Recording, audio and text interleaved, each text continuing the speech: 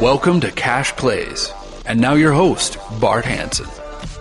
Hello and welcome to another episode of Cash Plays. I am Bart Hanson. This week's episode, Value Part 2.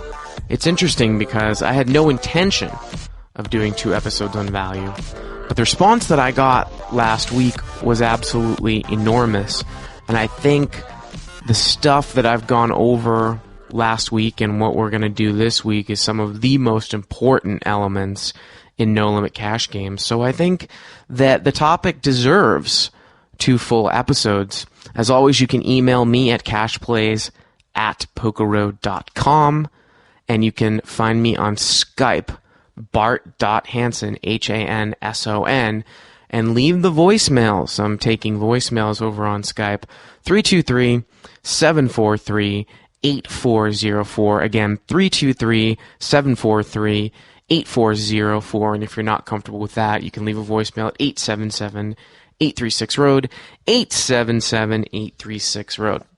So hopefully I have this Skype thing put together over the next few weeks. I'm most likely going to interview Gabe Thaler next week, and hopefully he's going to be in town, so that's going to be a live interview.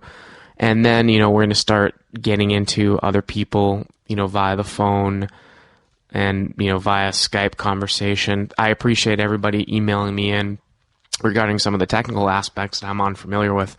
And again, if you've got any other, types of advice with recording audio on Skype, feel free to email me because I'd love the extra information. I'm trying to figure out the best software program to, record Skype conversations and, to make a better overall audio quality. But Gabe Thiel, of course, one of the best, live no-limit players ever. Haven't really seen much of him online. I don't even know if he plays online at all. I mean, he's a guy that really, really depends, or that he really, really likes to, watch players. And, I think he's just way, way more comfortable live. And, he's been playing no limit for pretty much as long as it's been around now, the last 10, 15 years in the form of cash games when it was pot limit and earlier this decade and whatever it was up at Lucky Chances in the late 90s. So I'm really looking forward to discussing some issues with him. So, again, value part 2, and there's a lot of things that I'm going to go over on this topic. And, listening to last week's show and listening to this week's show, we've been getting into a lot of advanced concepts. And I want to preface this entire episode because I don't want to confuse people, that if you're playing low stakes, no limit, normally betting with the best hand, betting with top pair is correct, because you're going to have weaker players calling you when they shouldn't be calling you, whether it's with inferior draws or inferior hands. But as you start to move up, through 2-5, 5-5, 5-10, and so on, you encounter these guys that are, grinder rocks. That's what I can call them, grinder rocks. When these guys really don't put in money unless they think they've got the best hand, which is usually going to be a top pair type hand. I mean, these are the types of guys that are going to fold pocket 8s, maybe on a 9-high board or a 10-high board if you bet.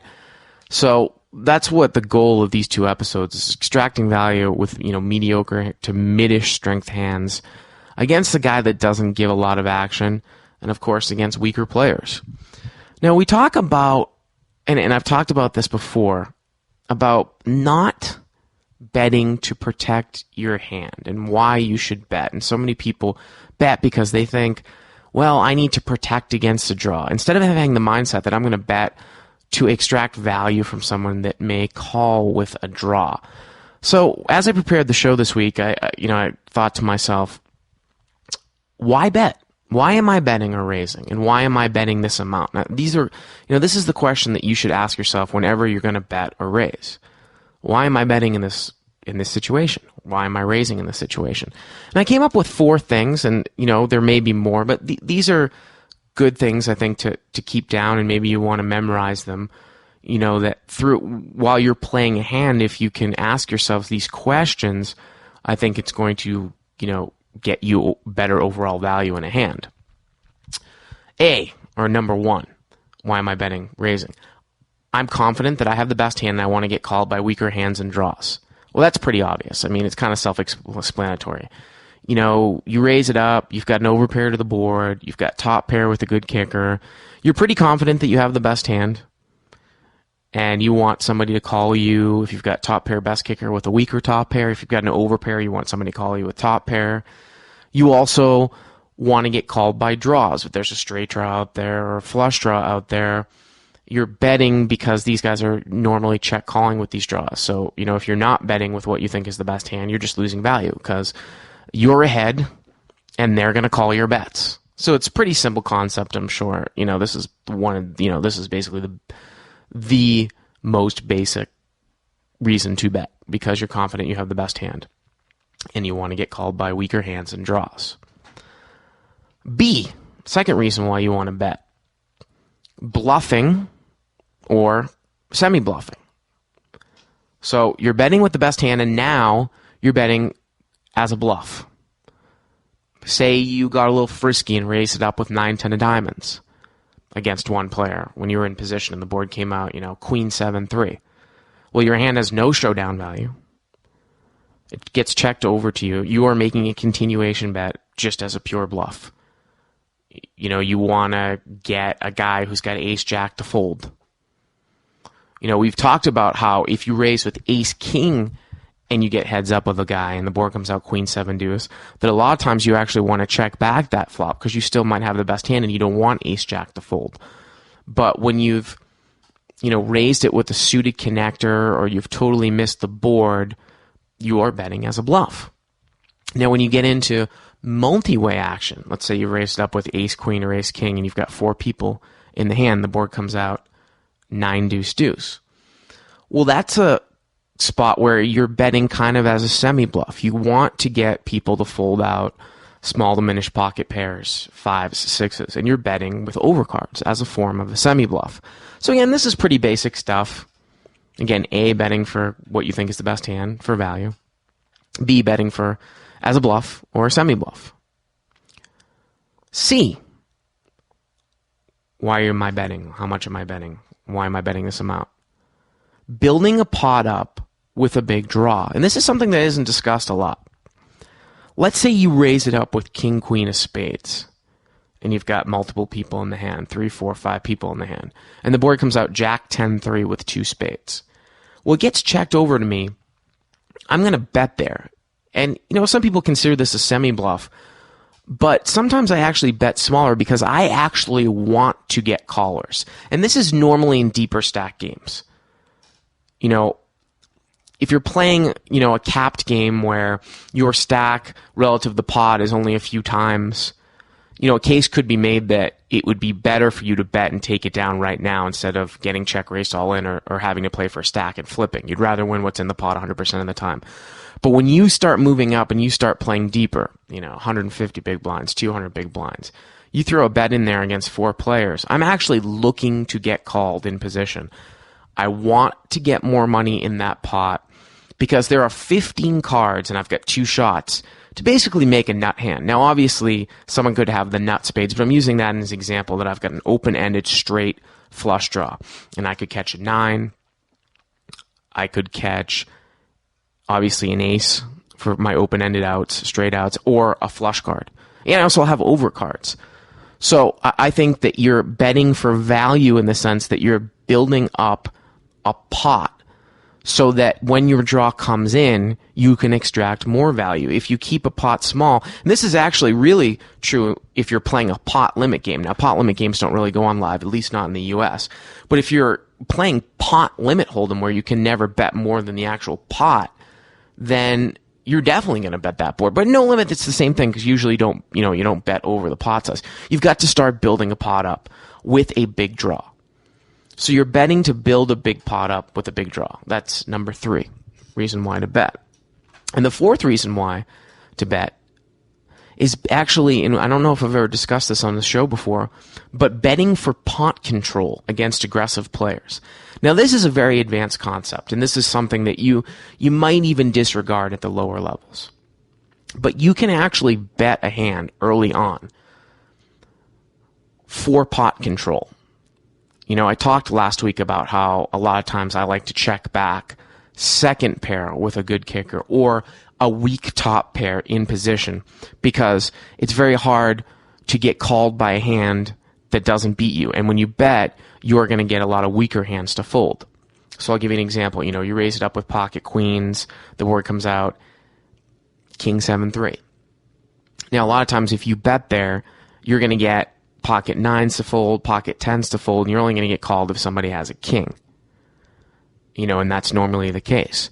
However, if you're in position against aggressive players, sometimes it's best to bet the flop and then check the turn and check the river. Because if you check back the flop with the line that you're taking, you're definitely going to call the turn, come out with the bet. And if the guy's a good player, he might bet, a big amount on the river with the king. So by actually betting the flop, especially when it's common for you to take the line of you bet with top pair on the flop and you might check the turn and bet the river for value, the guy, if he sees you do that, he might check call with king 10 on the flop. You go check on the turn, and he might throw a tiny bet out on the river, or he might check the river, especially when he's seen you check back the turn with ace king and then bet the river for value. So you're actually keeping the pot smaller by betting. And, a lot of people will say, well, yeah, but by checking the flop, you're inducing a bluff. Yes, but remember, all your hand really beats is a bluff. And you just try to get into a situation, sometimes when you check back that, a guy's going to fire two big barrels at you. So if you don't want to get into that situation and manage the size of the pot, it's sometimes better to bet the flop. A lot of times it happens like if you raise it with queens or kings and an ace comes out. You got pocket kings and the board's ace 9 deuce. And you check back that flop. Again, you might face several big barrels on the turn and on the river against advanced aggressive players. But if you bet the flop, you basically shut the hand down if he's got a weak ace. If he's got like ace 4, I don't think he's ever putting money in the pot.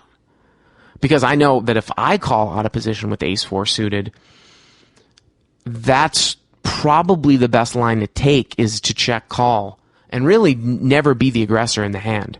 Because anytime you're the aggressor up front with ace 4, it's the same thing from the other end around, that you're never going to get action against the pre-flop raiser unless he's got you beat. So if I'm in there with ace 4 and a guy with kings bets the flop and I check call, he might get away with checking back the turn and getting a free showdown at the end. Whereas he checks back the flop, I might bet 2 streets of value on turn and river. Now also betting for pot control on the turn exists as well. You can bet the turn to get a free showdown on the river. So that if you're unsure if your hand is best, you might make a small bet on the turn. And again, check down the river. You might not be good, but it might save you some money as opposed to checking back the turn and then having to call a big bet on the river from up front. I'll give you an example of, say the board contains a high card that's lower than your pair. You've got pocket jacks and, the board's queen 5, 7, 8 with 2 clubs. Well, that's a very draw-heavy board. And you're unsure if the guy has a queen or if he's got a draw. Well, on the turn, you've got jacks. You bet the turn. You actually might extract value from a guy check calling with a draw. He might check call you with the queen, but you just take a river showdown. You check back. It's almost like a limit hold'em play. Sometimes you actually can do that as a raise as well on the turn to shut the action down. Again, taking a page out of limit hold'em, where a guy might bet the turn and you raise with somewhat of a marginal hand, maybe like a top pair minish kicker. Because the board's draw heavy, you want to extract some value from draws. He calls, and now you get a free showdown. And again, you might not have the best hand. You might have come out and bet with ace queen, and you got king queen. You raise the turn a little bit, and then check back the river, as opposed to calling the turn and then calling another bet on the river. So again, betting with what you think is the best hand to get called by weaker hands and draws, bluffing, semi-bluffing, building a pot up with a big draw, and D, betting for pot control against aggressive players. And those are normally the 4 reasons why I am betting and raising. And of course, you have to try to figure out why you're betting and raising, and then what's the best amount of bet, what's the prudent bet, to reach your goal. Now, as you continue to do some tricky things to extract value with, mediocre, medium strength hands against fairly good competition, you really need to mix up your lines to become more unpredictable. And I'm going to give you an example. I played against a guy in a home game in a 10-20 no limit game. I don't know if we were playing 10-20 or 25-50.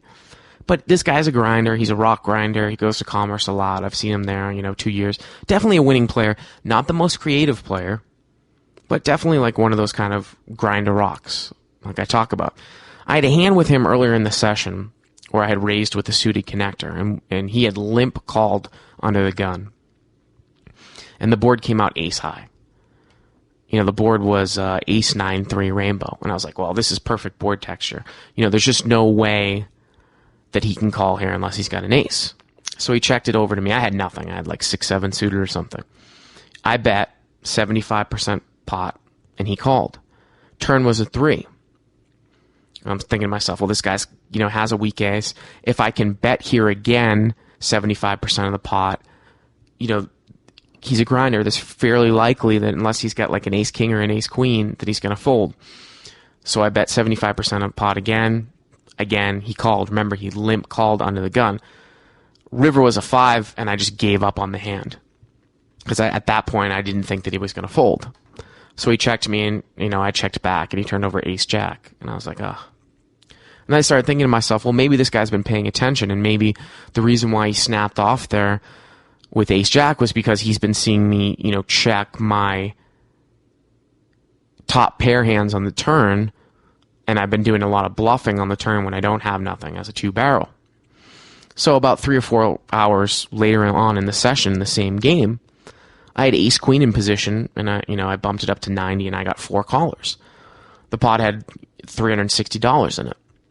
Again, I had ace queen. The board came out ace 7 deuce rainbow.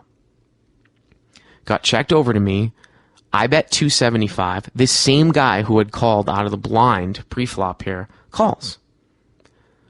So 550 plus 360. Pot's a little over 900. Ace 7-2 dry. So I'm thinking to myself, well, obviously, the guy most likely has a weaker ace. He could have a set on that board. There really isn't a draw. But most likely he's got a weaker ace. Turns an offsuit 5.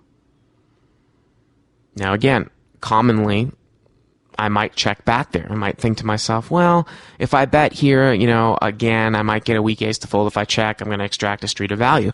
But remember the history with this guy from 3 or 4 hours before. Thinking to myself, this guy thinks I double barrel on ace high boards. And maybe he thinks that when I bet again, I never have it on the turn. So the pot's 900, I bet 600. He thinks for a couple seconds and calls again. And I'm like, this is great. Because I would have heard from him, I think, on the turn if he had a set. I'm thinking, this guy has an ace, and I am going to take him to value town here with ace queen. Bet 600, call. Pot is now $2,100. River, pairs the board. It's a deuce. Ace, 7 deuce, 5 deuce. Perfect card for me. Again, pot is $2,100. He checks it over to me again. I am very, very confident that I have the best hand. Now, this guy might be the type of guy that could have smooth called with ace king. There's a slight possibility we could have the same hand, but I really thought he had a weaker ace. So now I'm thinking to myself, well, if I make a value bet, this is a perfect spot where I'm kind of thinking that reverse mentality about making big bets. I'm thinking to myself, if I bet 900 here, it doesn't really look like it's a bluff. It looks like it's a value bet. And I think he possibly might get away from a weak ace. Bet flop, bet turn, now make a small bet on river. I'm going to make this bet look like that I'm bluffing. And that it's not necessarily consistent with my line with one pair. I bet 1,600 on the river. And he snap called me. And I turned up ace queen and he mucked his hand. So obviously he's got to have, some sort of ace there. Now, people say, well, how do you go through the thought process of that bet on the river? Well, we've talked about this before. On the river, especially against predictable opponents that don't do a ton of check raising on the river, and especially, I'm going to fold to a check raise on the river there, obviously. By the way, the stacks were $5,000. We had a $5,000 effective stacks to start the hand. When I make that $1,600 bet, when he calls me, I only need to be good 50% of the time. I only need to have 1-to-1 odds. So really the only hand that beats me there when he calls me is ace-king, which is a slight possibility. But I thought that there was a huge, huge chance that he had a weaker ace than me. Obviously, if he's got the same hand, he's got ace-queen, the bet is prudent because maybe there's some fold equity. If he calls and we tie, but if, there's any fold equity, it's a great bet. But again, because of that history prior in the session, it doesn't even necessarily have to be in the same session. This could have happened a week ago, same type of thing. But I change my lineup and I extract maximum value with, again, a mediocre hand, a one-pair hand. You go to Commerce and you play with a guy, that's playing 10, 20, and 24 no limit for the last 3 years since the game's been around.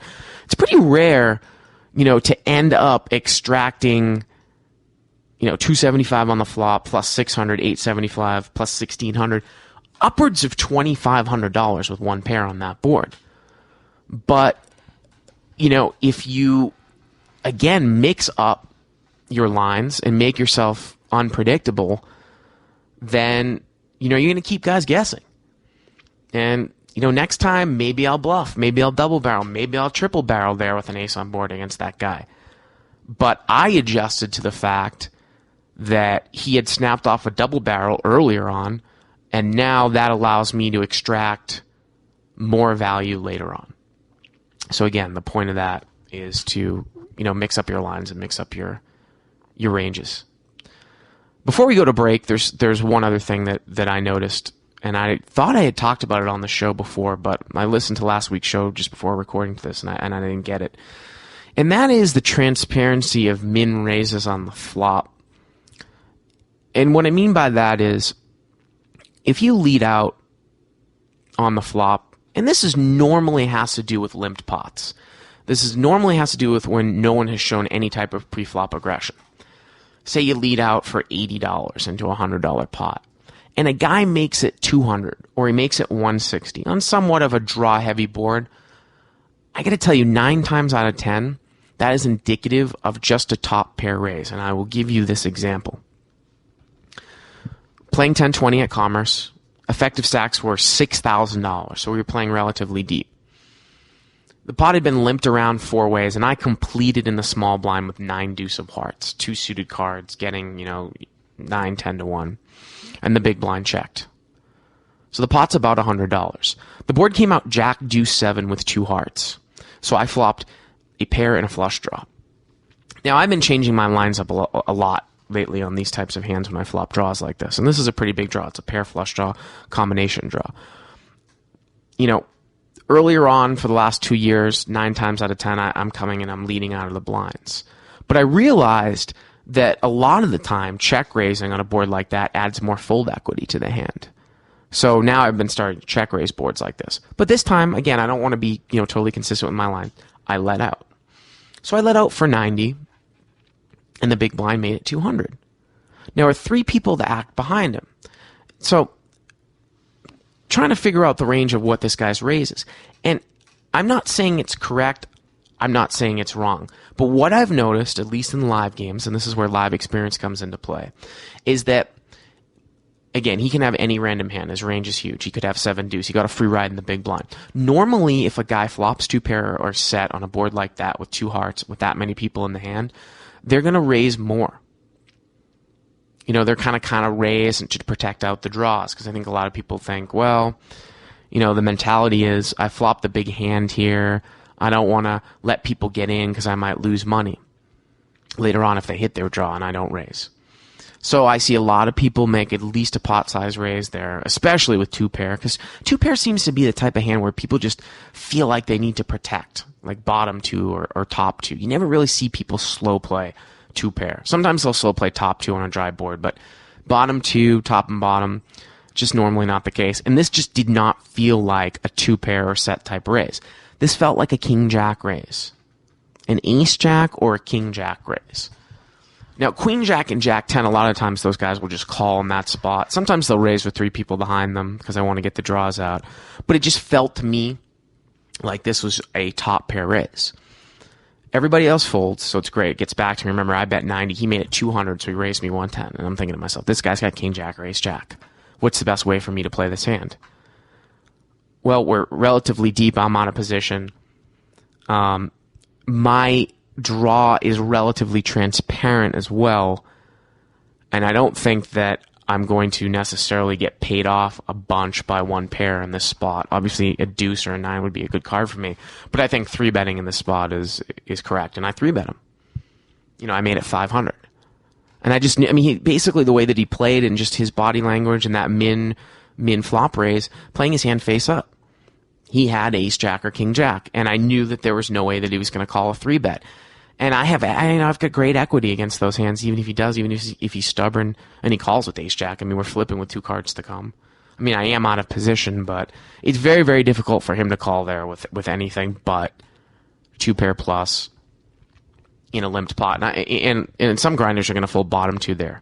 They're not, they're going to fold 7 deuce there. I don't think you're going to get him off top of bottom, top 2 or a set. But when you make that 3-bet, I just knew he was going to fold king jack or ace jack, and he did. So, again, when you face that small top pair, when you face that small flop raise in an unraised pot, people are normally, I think, playing their hand face up as top pair with the best kicker, or top pair with second best kicker, especially if a guy who's limped out in the field, board comes out 10 high or jack high, you lead out familiar position and they make that min raise. Very likely they've got ace 10 or ace jack there in that spot. And you can play accordingly. If a guy's never going to fold that hand and you've got a draw, well, there's no purpose really in 3-betting there. Because remember, we want some fold deck when we 3-bet draws. But when you start playing bigger and you start playing deeper and a guy kind of puts in that dumpy raise, again, in a limped pot, if you put the pressure on them, they are normally just going to dump the hand. So keep that in mind. With that, we are going to take a little break, and we will be back right here on Cash Plays. Cash Plays.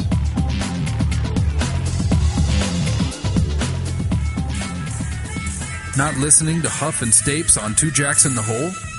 Here's what you're missing. I think the lie detector, is just something that tells the color of your skin. Roadside bombing? He's white. He's cool. Send him through. Wait a second. This guy, a little too much pigment. He's probably lying about something. Are you? I am white. I am white. Are you really white? Oh, yes, I am white. Wrong. Nope. Needle jumps around like crazy. I got another one of these liars Baseball, here. apple pie, hot dogs. Two Jacks in the Hole. Everything to do with laughs, nothing to do with poker. Only on PokerRoad.com.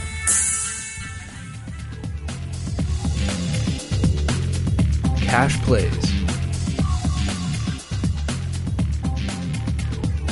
And we're back right here on Cash Plays. I want to go over a hand that I played at Commerce last week that was pretty interesting. And it kind of works right into this value discussion and also pot control discussion with one pair. And the villains in this particular hand, the effective stacks were $5,000 in a 10-20 game. And the villains were good, young, aggressive players. And this is the reason why I played the hand the way that I did. And, a lot of people that play internet poker at 100 big blinds deep might think I'm crazy with the line that I took with this hand. But just bear with me, and I'll explain the reasonings. A guy straddled, so it was 40 to go in the straddle. And one guy limped in mid position or under the gun plus 1 or 2 to 40. Gets folded around to me on the button. I've got 2 red aces. I raise it up on the button to 160. And, it's a great spot to get aces there in a straddled pot because that under the gun guy, so many people pull that limp re-raise or attempt to make it look like they're pulling the limp re-raise. And this guy's actually good enough to pull a limp re-raise with a wide range, thinking that I'm stealing on the button with a, I'm stealing the dead money. Because, we've got a straddle out there. It almost creates the illusion of or, not necessarily an illusion, but there's just extra money out there. So there's definitely some more stealing from out back that goes on in a straddle pot. Gets folded around in the big blind. He calls the 160. And the limper also just calls. So the pot's about $500. Again, the effective stacks are $5,000 to start the hand. The board comes out king 5-3 rainbow. The blind checks, the limper checks, and it's over to me. Now remember what I said, the first part of why do you bet? Why am I going to bet here with aces? Well, normally I'm going to bet here with aces because I'm pretty confident I have the best hand and I want to extract value from somebody that has a king. But what started going through my mind, and against grinder rock types, I'm going to bet that flop. Against loose passive types, I'm going to bet that flop. But as you move up and you start playing with good aggressive players, I think I could have run into a problem with that flop. The problem being is that is absolute perfect board texture for me to make a continuation bet with absolutely nothing. Meaning that the players who are up front know that and that they can check raise me with nothing, thinking that I probably can't continue on without a king. However, these guys are good. They're going to check raise with their sets. They're going to check raise with their two pairs. They're going to check raise with their draws. I asked myself before I, was thinking about betting on the flop, if I bet here on the flop, am I going to stack off 250 big blinds deep? When it got checked around to me, that was what was going through my head. If I am prepared to stack off, then I am going to bet that flop 100% of the time. And if the guys check raise me, then so be it. But on that flop, I know that a lot of times their range can be not much because of the board texture. Again, kind of that reverse thinking. They know I can lightly c-bet that flop because it's perfect board texture, which means they can give me a lot of resistance because they think I'm stealing. So if I'm prepared to stack off, I'm going to bet the flop. But against these guys, and these guys are fairly big winning players, I'm not prepared to stack off 250 big blinds deep. That's really what went through my head. I said, I'm not going to stack off with this hand here right now on the flop. So, way ahead, way behind conversation again. I'm not going to lose a whole lot of value. I decided to check behind the flop. I've got an overpair. If a guy has a king, remember these guys are good players, I'm most likely not going to get 3 streets of value. I could get 2 streets. So instead of maybe bet flop, check, turn, bet river, or against passive opponents, you get 3 streets, you bet all 3 streets.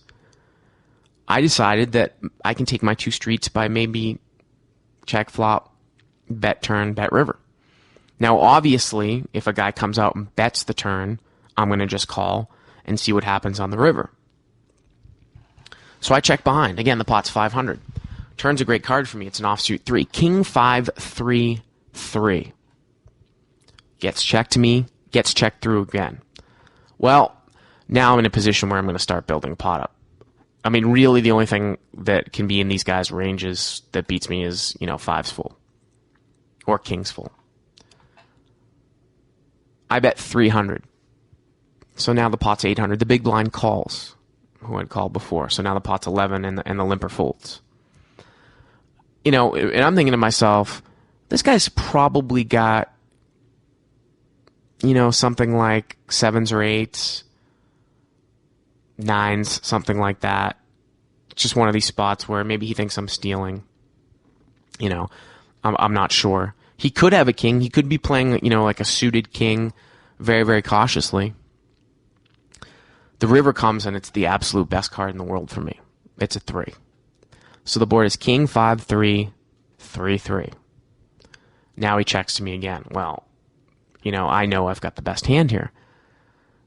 And again, kind of a combo bet on the river. I'm thinking I can bet a fair amount here, almost a pot-sized bet, possibly make it look like that I'm bluffing and maybe get a call from 9s or 10s. And if the guy has a king, there's just absolutely no way that he can fold with this given action. I mean, he's got a king. What are the chances that I've got 3 kings there by checking the flop if he's got a king. And, you just usually don't see somebody, check back aces there against 3 people. It's just not a very common line that I took. So he checks to me, and I bet 1,000 into 1,100. And he thinks, he's like, do you got it, Bart? Do you got it, Bart? Took us a lot of time with it, and finally called, and he had king jack suited.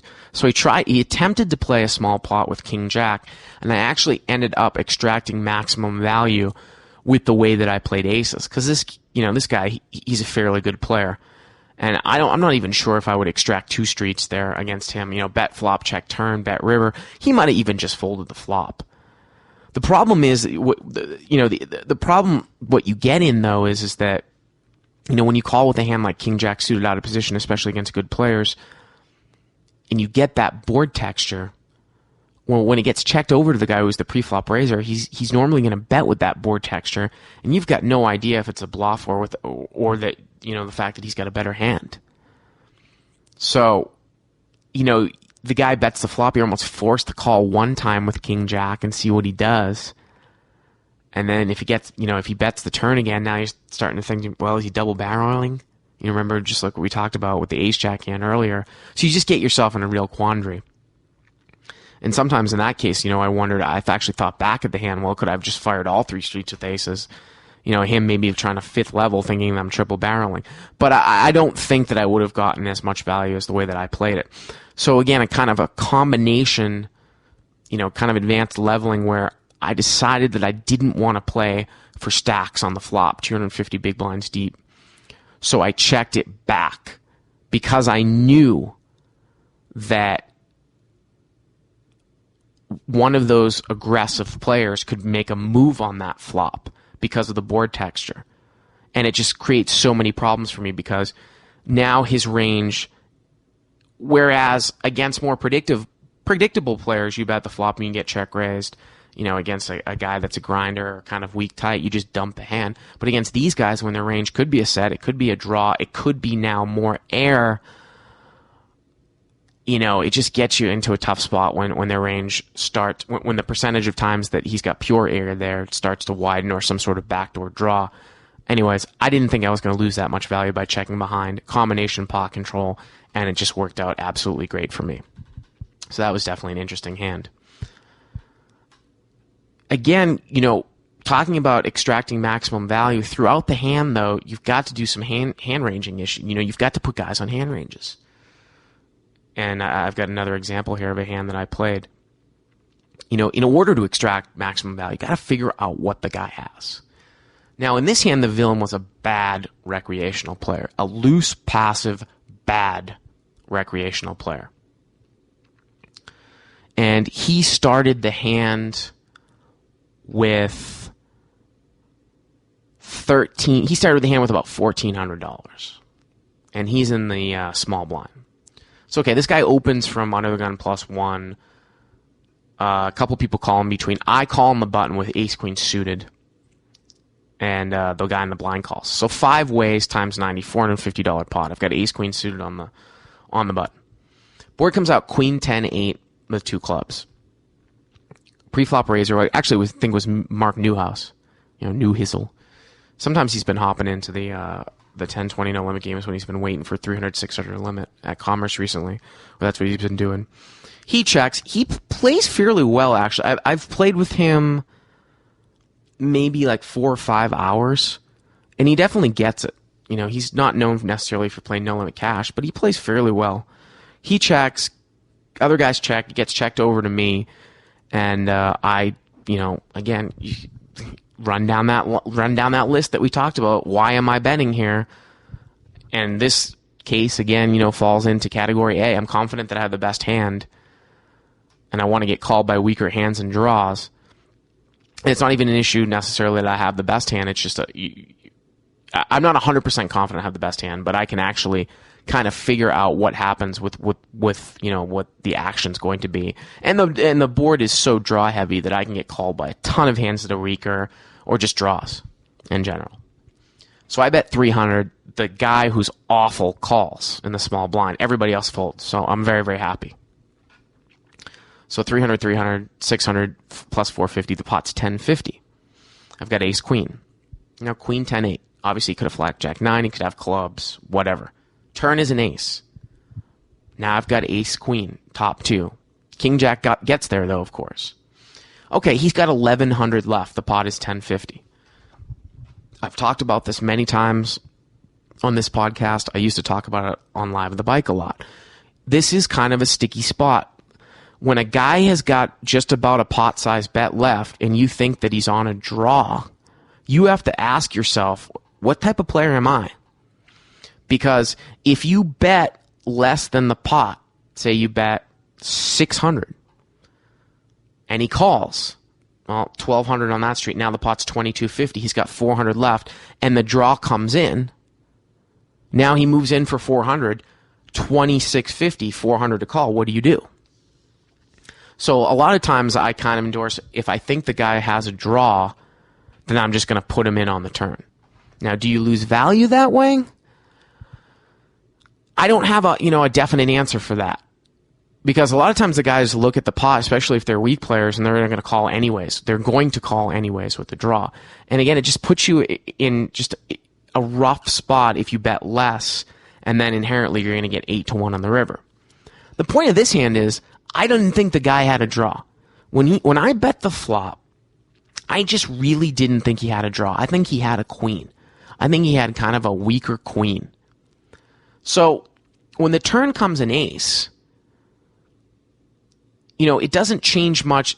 What it changes is the fact that if he's got king queen or queen jack like I think he has, if I make a big bet now on the turn like a push, he's less apt to call. That's really what it changes, just because he doesn't realize that he's a bad player, that overcard doesn't really mean anything. If he's beat on the flop, the overcard doesn't change anything. Now all of a sudden, now there's an ace. I don't have top pair anymore. Well, with the given action, the ace means nothing unless I was betting with king jack there and I hit the straight. But I was pretty confident the guy just had a queen. I thought he had king queen or queen jack. Now, this is the interesting thing about this board, and this is what we talk about when you're playing heads up there. Even though I made top 2, if you're trying to extract value from king queen or queen jack there, if you bet the turn now, is he going to fold? Well, here's the thing, again, with this board. If you don't bet the turn, so many cards can come on the river, I think, that kill your action against like a king queen or a queen jack, and you've got a very strong hand on the turn, that I think it's worth it to make a smallish value bet on the turn and hope to get what you think he has, king queen or queen jack to call. The other hand he possibly might have that I think you lose extreme value by not betting that turn is the nut flush draw. I mean, if he's got ace X of clubs there and he hits the ace, well, he's never going to fold. So again, he had 1100 left. The pot was 1050. I decided to bet 500. I don't know what he has. I'm trying to put him on a range.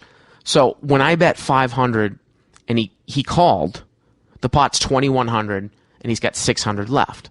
I'm thinking to myself at that time, well, if he does have that draw, it puts me in a tough spot, because if the draw comes in and he pushes, what am I going to do?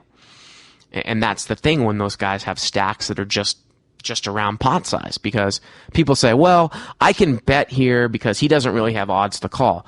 But with this particular situation, he's not just calling 500. The pot had 1050 in it. I bet 500. He's not calling 500 to win 1550. He's calling 500 to win 1550 plus the extra 600 that's in his stack that you will almost be forced to call off with given pot odds on the river. So it's 500 to call 2150. So over 4.25 to 1. And if he's got a combo club draw and straight draw, he easily has got the odds to call there. And that, again, that's the quandary. But I didn't think he had that hand.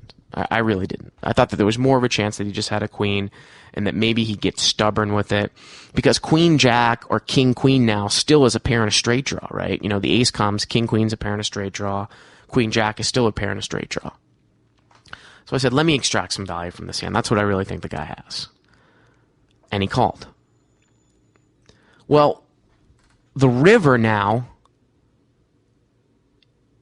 is an offsuit jack. So now the board reads queen, 10, 8, ace, jack. And he checks. And I was like, wow, there's just no way this guy would check a king here. I thought that he had king, queen, or queen, jack. And I'm thinking to myself, no way he's going to check, a king here. There's no way he can have a king here. He's not that tricky. It's kind of a bad check anyways. The pot's got 2,050 in it. He has 600 left, and I've got top 2. Thinking, this guy's got to have queen, jack here, right? This jack has got to have given him 2 pair. In some case, maybe he was bad enough where he called the flop with jack 10. Jack 10 and the turn. Middle pair in a straight draw. I was just thinking, and actually, yeah, jack 10 with the turn being ace actually gives him, I'm looking at the board here, it gives him a double gutter to a king or a 9 for a straight. So a pair with a jack in it, which runs into 2 pair on the river, I thought was his most likely holding, and that was my thought process. Now, river betting, 600 left, 2,050 in the pot. I think it's a big mistake to check behind here with ace queen, and I didn't even think about it too much. I'm like, this guy's going to get 2 pair. He's going to get about 4-1. There's no way he's going to fold. And I instantly put it in. And he instantly called me. And he had 9-10. And 9-10 is a straight when the jack comes in on the river. He called the flop with middle pair and a gutter.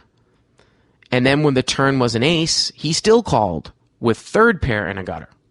So my hand range was correct. It just wasn't correct in the sense of exactly what he had. I didn't think he had a 9 in his hand. And he beat me in the pot.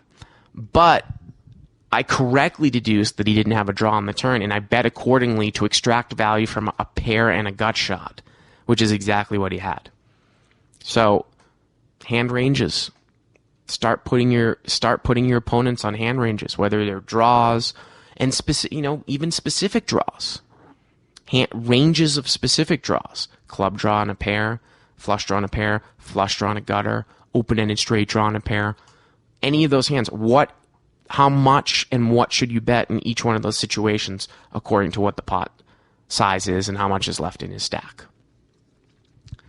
Another interesting hand that I played last week, and I had a great session. I had great table image when this hand came about.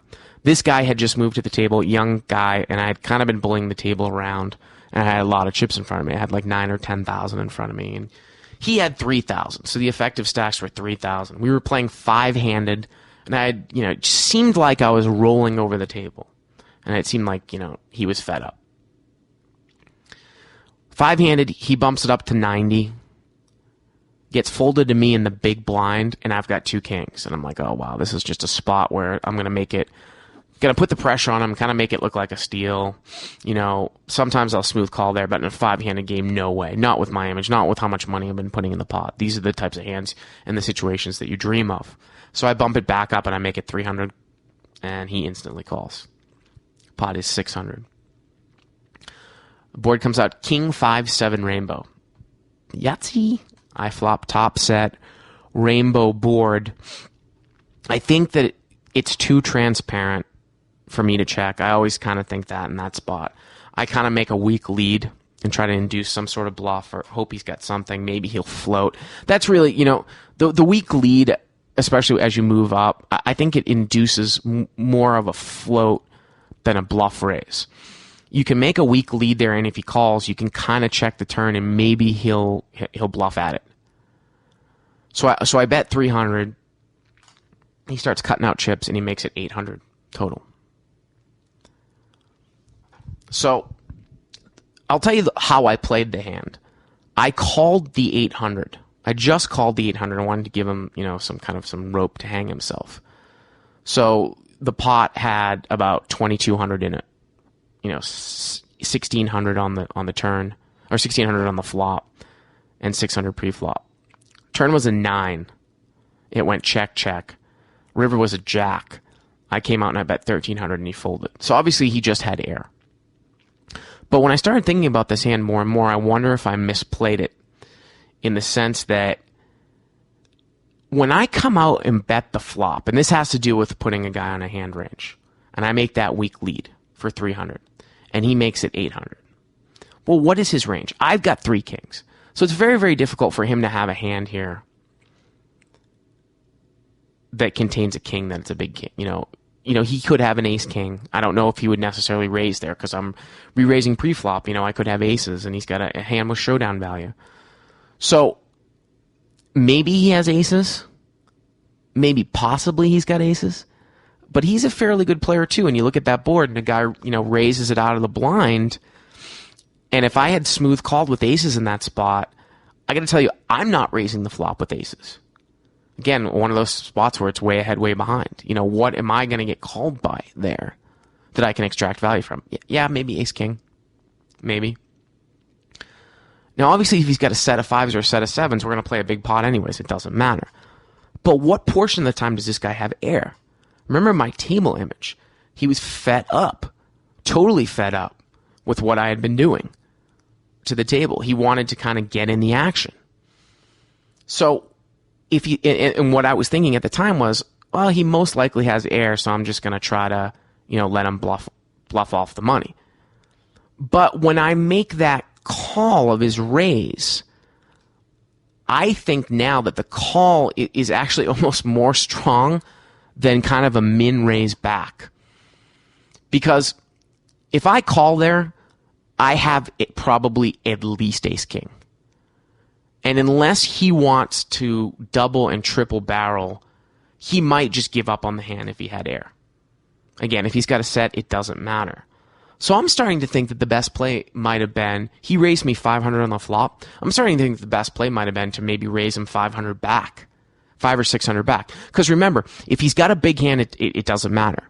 But if he has air with this table image that I have, can I actually induce a float, a call of my 3-bet on the flop just to see what I do and to take it away later on, or to maybe induce him to 4-bet raise? Now this is really, really advanced stuff, guys. I mean, these are levels that normally you don't see, at a 5-10 game. But this is I'm trying to go through my thought process against a fairly good player at this level at 10-20. If I make it, again, 600 more, I think that if he calls, I probably should check the turn. Because if he's calling there, he either has air again or he's got a big hand. Might I lose some value if he's got aces? Maybe, if he checks back the turn. But if I make it 500 more, now we're talking about putting in 1,300 each on the flop, and the pot is 3,200. He's got half his stack in. And if he checks back the turn, then I'm just going to put him in on the river. So, the proportion of his stack, I'm not too concerned about losing value because I think I'm going to make a pretty big value bet on the river.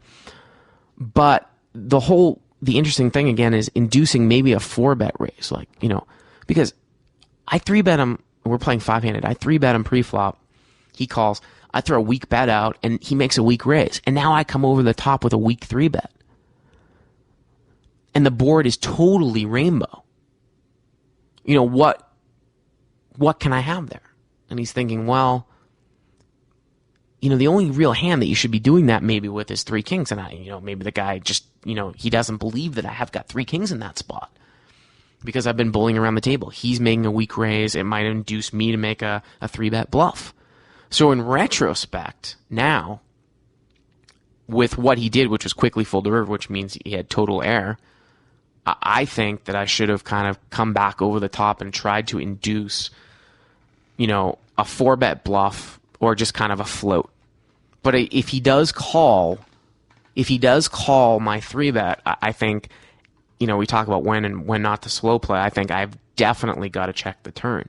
And that's something that was never really in my game when I ever said I should definitely slow play.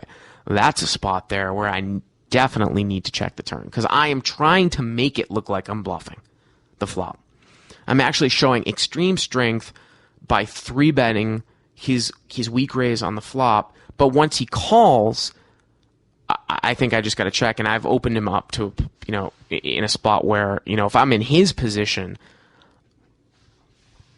I think that a guy really should only do that with 3 kings. So if he comes back and he min raises me, I think I might even float there as well. And then if the guy checks me, I just bet the turn, hope the guy folds. So that was definitely an interesting hand, for sure. Got an email here, and this comes from Adam.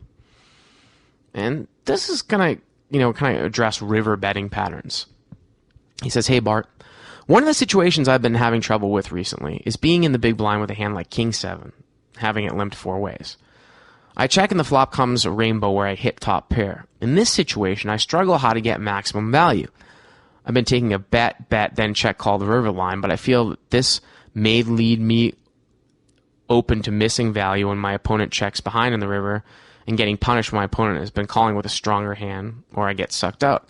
I realize that a lot of these decisions are player dependent, but do you ever run into this situation in your games, and what are your thoughts behind how to play it?" Well, thank you very much, Adam. Yeah, this is an interesting spot, when you complete in the blind or you get it checked and you flop top pair weak kicker. A lot of the times, I do like a check call there.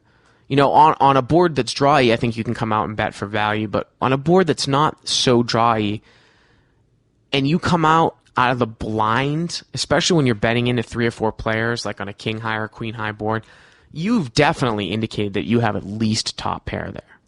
So a lot of times in that spot, you really can only get called by a hand that beats you, which is why I like kind of coming out and maybe check calling.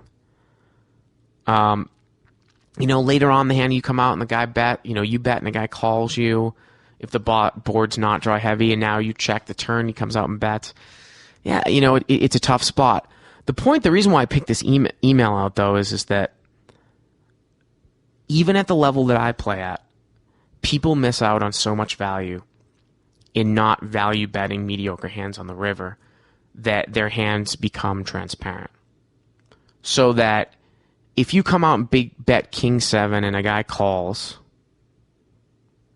and now you check the turn, he bets and you call, and the river is a blank, and he only has 1 pair, I gotta tell you, 80, 90% of the time, those guys check like a King 10 back on the river, or King Jack back, the board comes out King 5 through, you bet with King 7, he calls with King Jack. Turns a 9, it's a drawy board, now you check, he's afraid of the draw, so he bets, you call. River pairs the board, you check, he's gonna check King Jack back there a ton. And the reason why I'm saying this is because a lot of the time, especially on a drawy board, when you come out and bet King 7, now he bets the turn. If he bets the river there, a lot of the time he's missed a draw. Because people just don't value bet King Jack in there in that spot. He's either missed a draw or he's got a big hand, he's flopped the set. So you've got to figure out, it's just one of those spots where he doesn't have a mid-strength hand on the river. He's got a big hand or a bluff. And just play the hand back in your head and figure out what it is. And river betting patterns are just huge. And people are so transparent, especially when you move up from, through that 2-5, 5-5, 5-10 type issue where, if you automatically can discount the middle ranges of a river bet, that being like a mediocre-ish type hand, then it's a monster or a bluff. And, it's a little bit easier to figure out because, the range isn't so wide. So I hope that helps you, Adam. And that's going to wrap things up. So we're going to try to get Gabe Taylor on the show next week. Thanks for joining us right here on Cash Plays.